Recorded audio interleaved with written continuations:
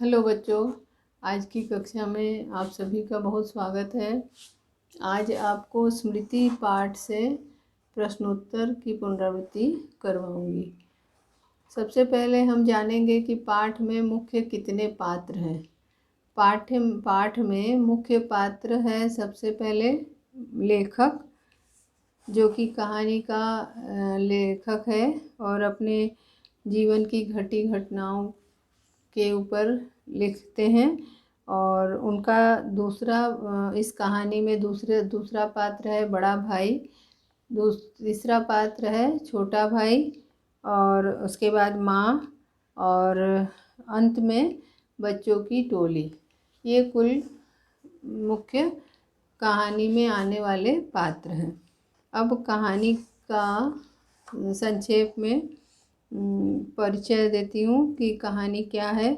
स्मृति कहानी लेखक के बचपन की यादों पर लिखी गई एक ऐसी रोमांचक और विलक्षण कहानी है जिसे पढ़कर पल भर के लिए बच्चों की शरारतों और उनसे उत्पन्न गंभीर परिस्थितियों को देखकर और सोचकर हृदय कांप उठता है तथा मन अज्ञात आशंका से सिहर उठता है। इस कहानी का घटनाक्रम स्वाभाविक और लेखन शैली अत्यंत रोमांचक है। प्रत्येक पंक्ति के साथ परिस्थिति की गंभीरता, बाल मन की विवशता और प्रतिपल सामने आए खतरे का वर्णन पाठक के कौतूहल को और आदि से अंत तक बनाए रखता है। बच्चों की शरारतें, उनकी जिज्ञासाएं, अटूट आत्मविश्वास और खेल कभी कभी उन्हें ऐसे कठिन एवं जोखिम से भरे मोड़ पर लाकर खड़ा कर देती है कि जहां वे से सकुशल बाहर आना दैवी कृपा और अदम्य उत्साह या साहस शक्ति पर ही निर्भर करता है।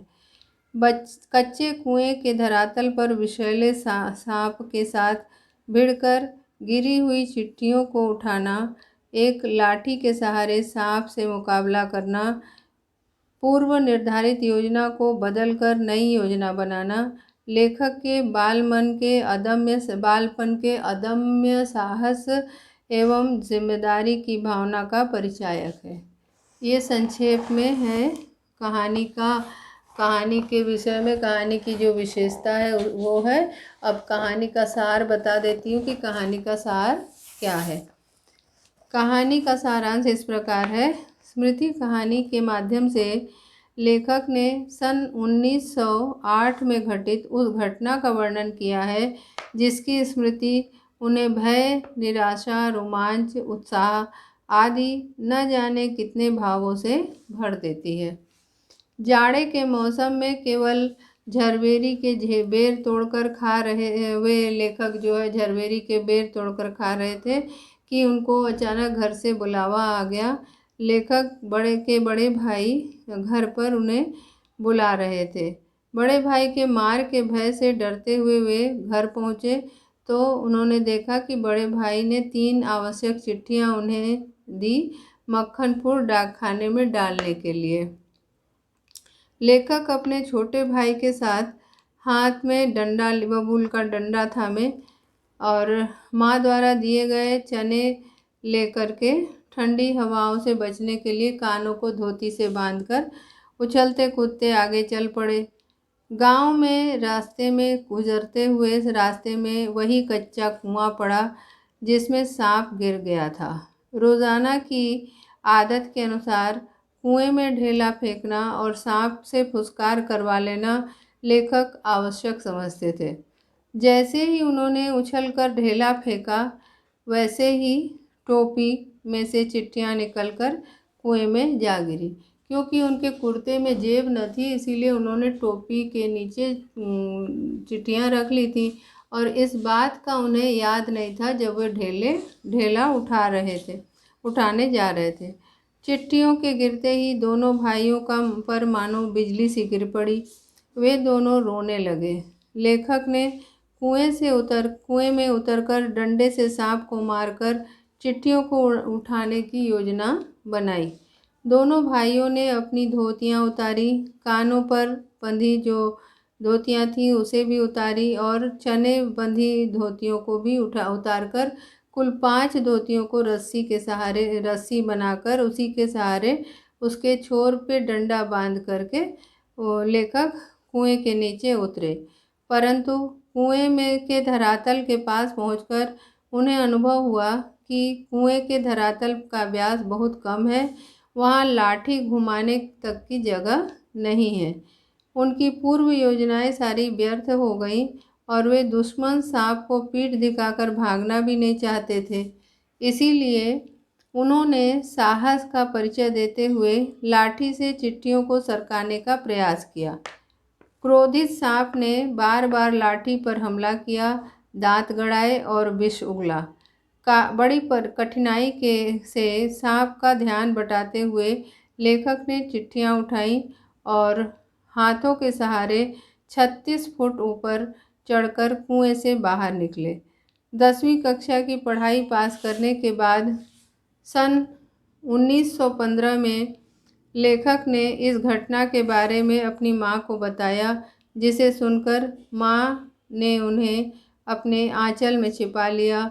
ऐसी रोमांचक घटना की स्मृति लेखक आजीवन भूल नहीं पाए। ये थी स्मृति कहानी ये था स्मृति कहानी का सार। अब हम कुछ प्रश्नों के उत्तर इसी पाठ के आधार पर करेंगे। सबसे पहला प्रश्न है, भाई के बुलाने पर घर लौटते समय लेखक के मन में किस बात का भय था? जब लेखक झरबेरी से बैर तोड़कर खा रहा था, उसी समय गांव से के एक व्यक्ति ने उनसे कहा कि घर लौटो, तुम्हारे भाई बुला रहे हैं। अब उनके मन में ये भय था कि भाई उन्हें मारेंगे और उनका अपराध उन्हें उन्होंने कौन सा अपराध किया ये उन्हें समझ में नहीं आ रहा था। उन्हें लगा कि शायद ये झरबेरी से बैर तोड़कर खाने की खबर भाई को मिल गई है और इसी जुर्म की सज़ा उन्हें मिलेगी और भाई साहब शायद बहुत मारेंगे, इसी कारण उन्होंने बुलाया है। दूसरा प्रश्न है, मक्खनपुर जाने वाली बच्चों की टोली रास्ते में पड़ने वाले कुएं में ढेला क्यों फेंकती थी? दूसरा प्रश्न है कि मक्खनपुर पढ़ने जाने वाले बच्चों की टोली रास्ते में पड़ने वाले कुएं में ढेला क्यों फेंकती थी? मक्खनपुर पढ़ने जाने वाले बच्चों की टोली अपनी बाल सुलभ चंचलताओं के लिए प्रसिद्ध थी और यह पूरी बानर सेना की टोली थी। वे पूरी बानर टोली थी जो रास्ते में पड़ने वाले कुएं में ढेला फेंका करते थे और ढेला फेंकने पर वे कुछ चकित और भयभीत हुए। पहली बार जब उन्होंने ढेला फेंका तो उसमें से एक आवाज़ आई। उस आवाज़ को सुनकर वे कुछ भयभीत हुए और कुछ चकित हुए, परंतु इसके बाद ये उनकी दिनचर्या बन गई कि वे रोज़ गांव से मक्खनपुर से लौटते समय दोनों समय वे कुएं में ढेले फेंकना उनका काम हो गया था और इस टोली ने अपनी रोज की आदत सी बना ली थी। सांप से फुसकार करवा लेना और सांप से फुसकार करवा लेना बच्चे अपना बहुत बड़ा कार्य समझते थे। अगला प्रश्न है यहाँ पे कि लेखक की चिट्ठियाँ कुएं में क्यों गिर पड़ी? लेखक की चिट्ठियाँ कुएं में क्यों गिर पड़ी, ये आपका अगला प्रश्न है। इसका उत्तर है कि लेखक की चिट्ठियाँ कुएं में इसलिए गिर पड़ी क्योंकि मक्खनपुर डाकखाने में डालने के लिए उनके भाई ने चिट्ठियों को दिया था और कुर्ते में जेब न होने के कारण उनके भाई ने लेखक ने उन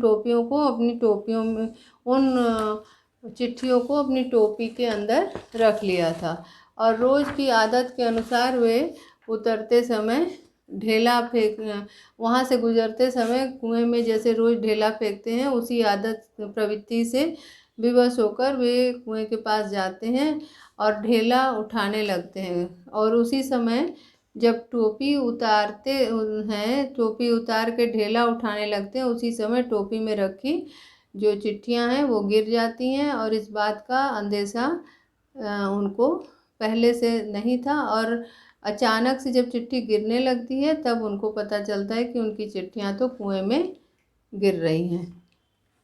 अब अगला प्रश्न है, बचपन में लेखक को किस वस्तु से मोह था और क्यों? बचपन में लेखक को किस वस्तु से मोह था और क्यों? जैसा कि हम लोगों ने कहानी में पढ़ा है कि बचपन में लेखक को अपने बबूल की लाठी से बहुत प्रेम था और इसलिए कि उस लाठी से वे कई बार सांप को मार चुके थे। उस बचपन में उनको राइफल में, अब बड़ेपन में राइफल से उतना प्रेम नहीं है जितना कि बचपन में उस बबूल के डंडे से था। उस डंडे से उन्होंने अनेक सांप मारे थे और लेखक अपने इस डंडे को नारायण वाहन मानते थे। नारायण वाहन अर्थात गरुण, गरुण जो है सांपों, नारायण वाहन अर्थात गरुण की संज्ञा उन्होंने दी है। ये जो है गरुण सांपों के का शत्रु होता है, तो इसलिए जो है ये कह रहे हैं कि इनके बबूल के डंडे, उन्होंने इस बबूल के डंडे से उन्होंने कई बार आम के पेड़ से आम की जो कैरियां हैं उसको भी गिराया था, आम के तोड़े थे और उन्हें इसी कारण इस डंडे से बड़ा प्रेम है क्योंकि उनको ये डंडा सजीव सा प्रतीत होता है। अब अगला प्रश्न है कि चक्षुश्रवा का क्या अर्थ है? लेखक ने स्वयं को चक्षुश्रवा क्यों कहा? चक्षुश्रवा का अर्थ है आँखों से सुनने वाला। चक्षुश्रवा का अर्थ है आँखों से सुनने वाला। तो लेखक सांप के कान नहीं होते और वह आँखों से ही काम चलाता है, इसी कारण उसे चक्षुश्रवा कहा जाता है। सांप, ये जो लेखक हैं जब कुएं में उतरने लगे और सांप से उनकी आंखें चार हुई तो उस समय एक दूसरे की को आँखों से ही उन्होंने पहचाना, इसी कारण लेखक ने स्वयं को चक्षुश्रवा कहा है। लेखक ने चक्षुश्रवा कहा है। अब अगला प्रश्न है कि लेखक ने अपनी माँ को कुएं वाली घटना कब सुनाई? उस घटना को सुनने के बाद उनकी क्या प्रतिक्रिया हुई? लेखक जब मैट्रिकुलेशन की परीक्षा पास कर लेते हैं तब उन्होंने कहानी, अपनी ये घटना जो उनके साथ घटित थी उसको अपने माँ को सुनाई। उस घटना की मतलब उस कहानी उन्होंने सुनाई और उस घटना को सुनकर माँ ने अपने आंचल में उन्हें छिपा लिया, उसी प्रकार जैसे पक्षी अपने डैने में अपने बच्चों को छिपा लेती है और उसको सुरक्षा प्रदान करती है। अब आपके पास अगला प्रश्न है। अगला प्रश्न अभी आपको इसी पाठ से करवा रही हूँ। वह प्रश्न है कि सांप ने फुसकार मारी या नहीं, ढेला उसे लगा या नहीं? यह बात अब तक स्मरण नहीं है। यह कथन लेखक की किस मनोदशा को स्पष्ट करती है? सांप ने, यह कथन लेखक मतलब सांप ने फुसकार मारा कि नहीं, उन्होंने ढेला उसे लगा कि नहीं, ये बात उन्हें स्मरण नहीं है। ये जो घटना है ये लेखक की घबराहट और उलझनपूर्ण मनोदशा को स्पष्ट करती है। लेखक बहुत घबराया हुआ था और उस घबराहट में उसे न तो सांप की आवाज़ सुनाई दी, फुसकार सुनाई दी, न तो ये पता चला कि ढेला उसे लगा या नहीं, क्योंकि चिट्ठियाँ गिर गई थी और वो चिट्ठियाँ उन्हें उनके बड़े भाई ने दिया था कि वे बड़ी ज़रूरी चिट्ठियाँ हैं और इस कारण से वे बड़े घबराए हुए थे। अपनी कुएं के पास से गुजरते समय नियमित आदत के अनुसार सांप की फुसकार सुनने के लिए जैसे ही वे एक हाथ से टोपी उतारते हुए जब ढेले उठाने लगते हैं, उसी समय उछलकर वे सांप पर ढेला फेंकते हैं और वैसे ही टोपी के नीचे रखी जो चिट्ठियां हैं वह कुएं में गिरते हुए देखकर उनके ऊपर जैसे बिजली सी गिर पड़ती है।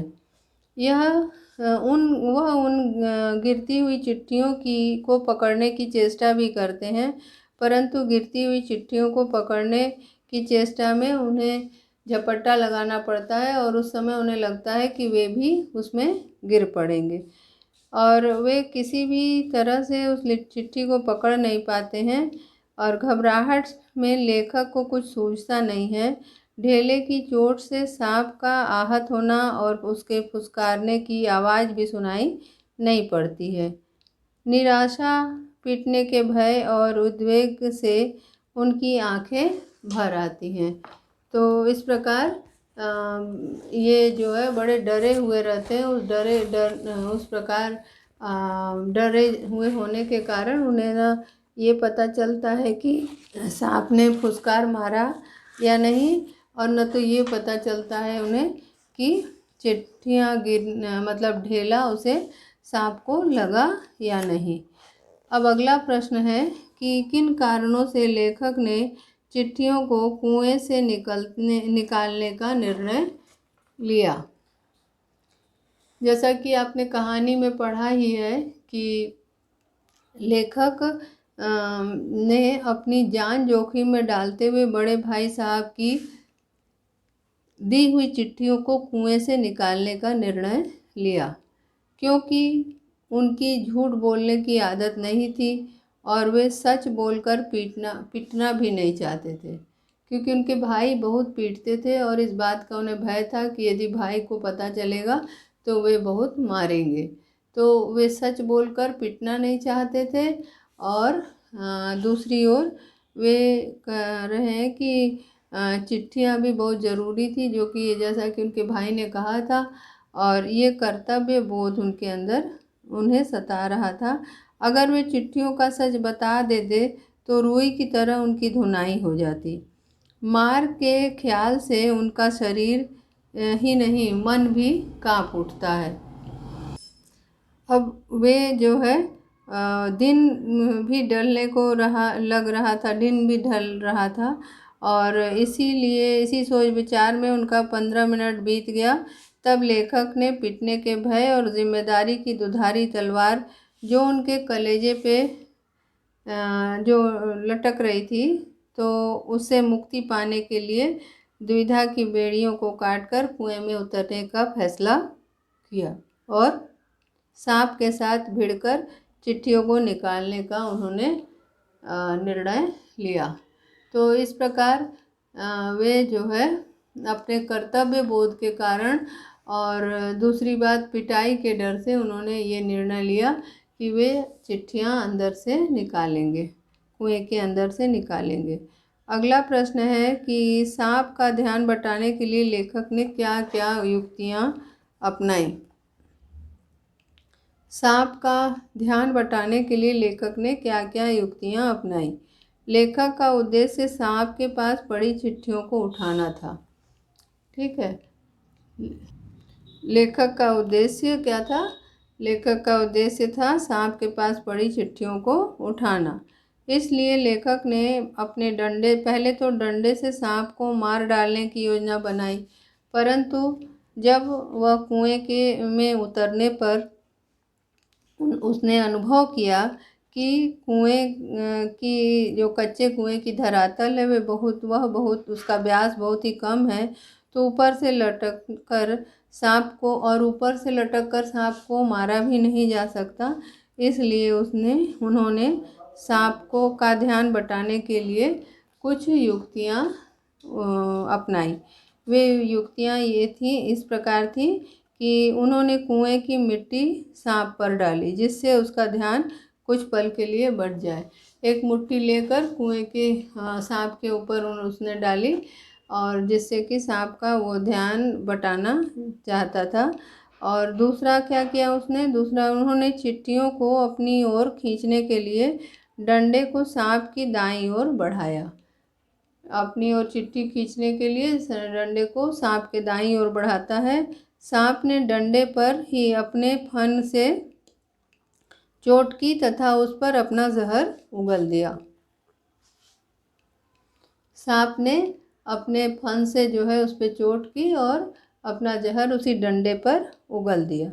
तीसरा प्रश्न है कि तीसरा उक्ति क्या उन्होंने की कि जब लेखक ने डंडे को दूसरी बार खींचा तो सांप आसन बदलकर डंडे से चिपक गया।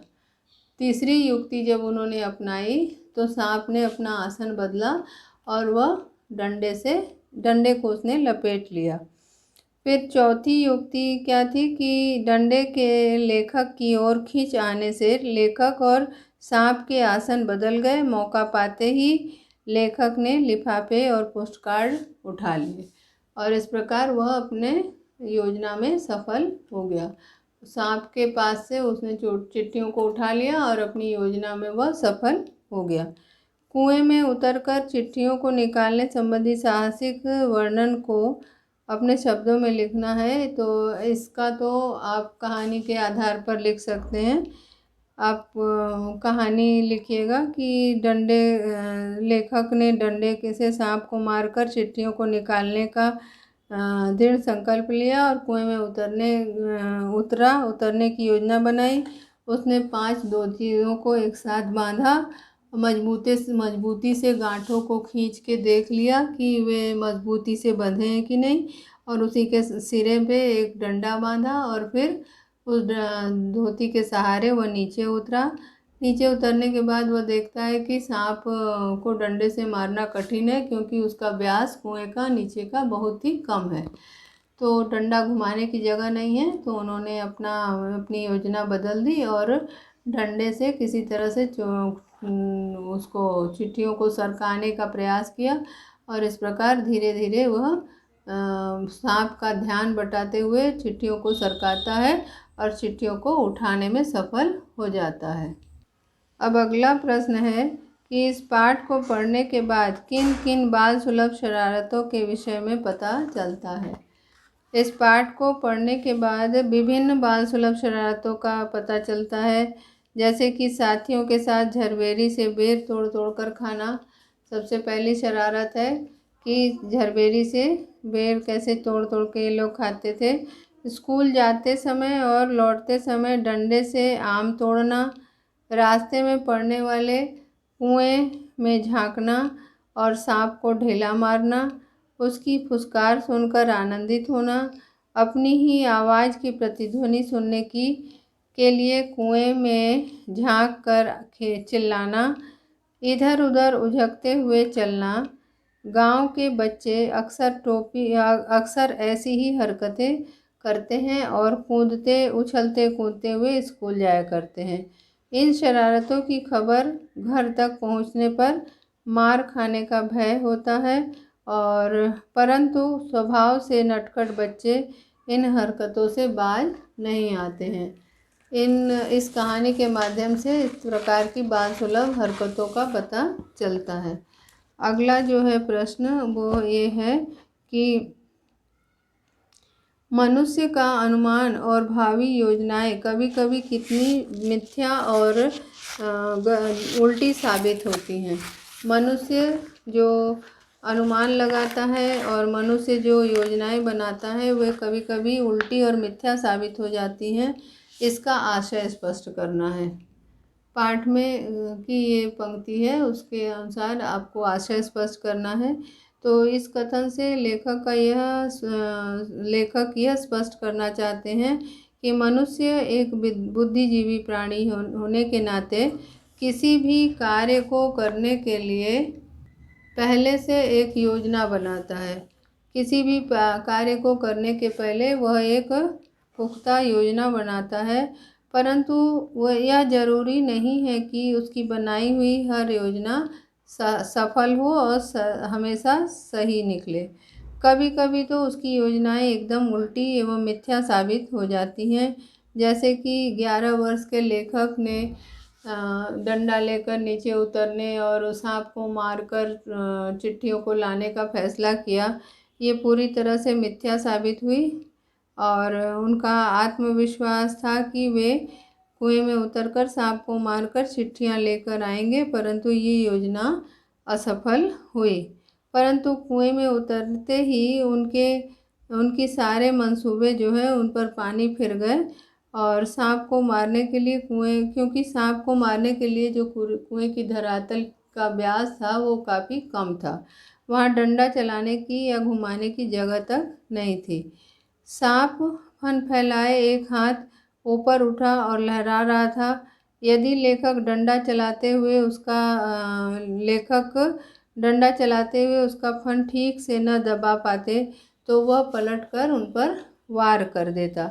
इसीलिए लेखक की सारी पूर्व निर्धारित योजनाएं धरी की धरी रह गई और उन्हें बाध्य होकर एक नई योजना बनानी पड़ी। शुरू में उन्होंने सोचा था कि वो सांप को मार डालेंगे और मार के चिट्ठियां ले आएंगे, परंतु नीचे उतरकर उन्हें ये इस बात का आभास हुआ कि सांप को मार पाना कठिन है, क्योंकि वहाँ तो डंडा घुमाने तक की जगह नहीं है और सांप को यदि डंडे से दबाएंगे तो वो भी काम बड़ा कठिन है, क्योंकि यदि सांप को न दबा पाए तो सांप अपना जहर इनके शरीर में उगल देगा और जिससे इनका प्राणांत हो जाएगा। तो इसलिए उनकी जो बनाई हुई योजना थी वो पूरी तरह से असफल साबित हुई और अंत में उन्होंने निर्णय लिया कि वे सांप के बगल से चिट्ठियों को डंडे के सहारे सरकाएंगे और ऐसा उन्होंने किया भी और अपनी बाद वाली योजना में वे सफल हुए। अब अगला प्रश्न है कि लेखक द्वारा कुएं में घुसने का निश्चय करने पर उनका छोटा भाई क्यों रोने लगा?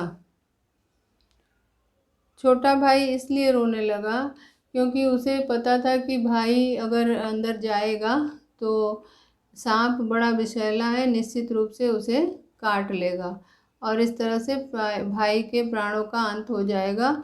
इसी भय से वह रोने लगा। ये प्रश्न है अगला प्रश्न कि फल तो किसी दूसरी शक्ति पर निर्भर है। पाठ के आधार पर इस पंक्ति का आशय लिखिए, स्पष्ट कीजिए। तो इस पाठ में कहते हैं कि स्मृति पाठ के संदर्भ में इस कथन का आशय यह है कि किसी काम को करने के परिणाम स्वरूप प्राप्त होने वाला जो फल है वह किसी फल की समाप्ति पर ही मिलता है।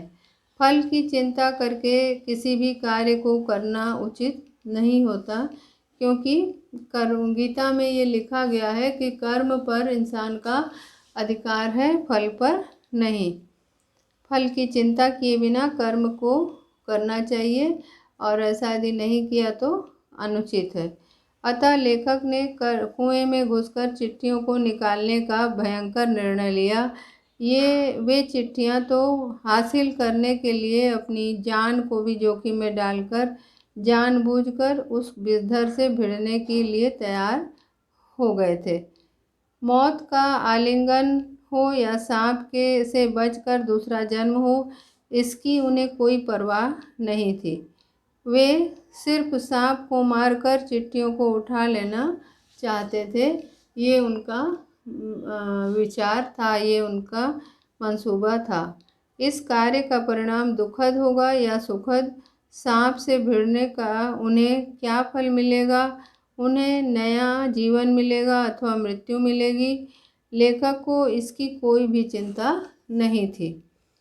उन्होंने भविष्य के इस फल की आशा भी नहीं की, क्योंकि फल तो कार्य की समाप्ति पर ही मिलता है और फल दूसरी दैवी शक्ति के हाथ में होता है।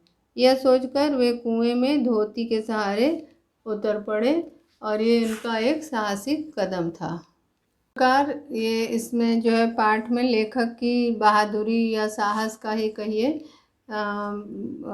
वर्णन मिलता है हमें। और लेखक अगला प्रश्न इसमें ये है कि लेखक के डंडे ने कब अपने आप को अपमानित महसूस किया? लेखक का डंडा उस समय अपने आप को अपमानित महसूस करता है जब सांप उस पे अपने विष उगलकर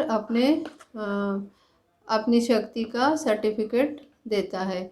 मतलब 3-4 जगह सांप जो है उस पे विष उगलता है उनके डंडे पे, और उगल करके उसका अपने शक्ति का जब वहाँ प्रदर्शन करता है, उस समय ऐसा प्रतीत होता है कि सांप ने अपने आप को अपमानित महसूस किया, क्योंकि इसके पहले लेखक ने उस डंडे से कई सांपों को मारा था। इसके पूर्व में कभी ऐसा नहीं हुआ था कि सांप किसी मतलब लेखक का डंडा किसी सांप के सामने पराजित हुआ हो। हर समय उसकी विजय ही हुई थी। इसीलिए उन्होंने ऐसा उसका मानवीकरण किया है कि सांप ने पहली बार स्वयं को अपमानित साबित किया। इस प्रकार ये पाठ यही समाप्त होता है। धन्यवाद। फिर अगली कक्षा में अगला अंश पढ़ेंगे।